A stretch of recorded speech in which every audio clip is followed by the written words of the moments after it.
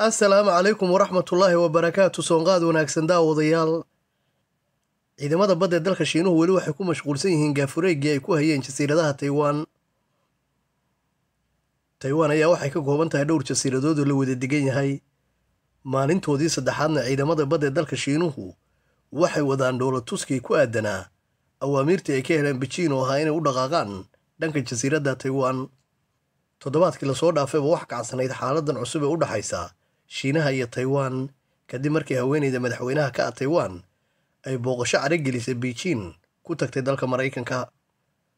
Waxay dabadeedna wasaaradda gaashaandhigga Shiinaha waxaana ogeyn inay ciidamada badda ku amartay inay u ruqaansadaan dhanka Taiwan ilaa iyo haatanna waa kuwo gaafureegaya ilaalinayana jasiiradda Taiwan inkastaana weli helin awaamiir buuxda ay ku weerari karaan jasiiradda.